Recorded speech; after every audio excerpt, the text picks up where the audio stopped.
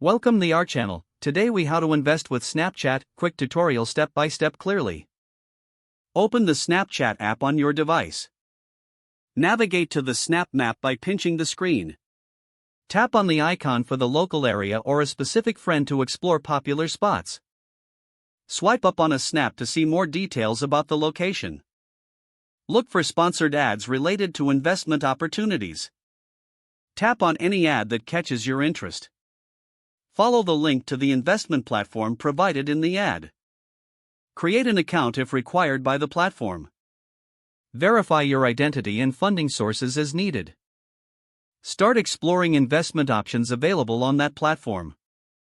Consider diversifying your investments to manage risk. Make informed decisions by researching each investment opportunity. Keep track of your investments within the app or on the investment platform. Set alerts for market updates related to your investments. Monitor trends and adjust your strategy as necessary. Engage with other investors in the Snapchat community for insights.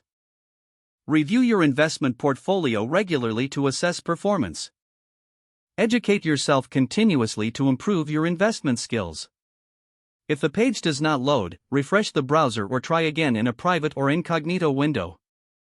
Make sure you are using the correct email address, then retype it carefully to avoid small typos.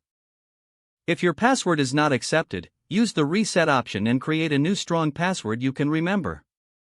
Check your spam folder for verification or security emails, then complete any requested confirmation steps. Enable two-factor authentication if available to improve account security and reduce unauthorized access risk. After signing in, review your profile details so your contact information and settings are accurate and current. If you see an error message, note it down and try again after restarting your device and internet connection.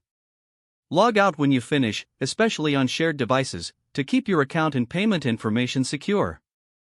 If the page does not load, refresh the browser or try again in a private or incognito window.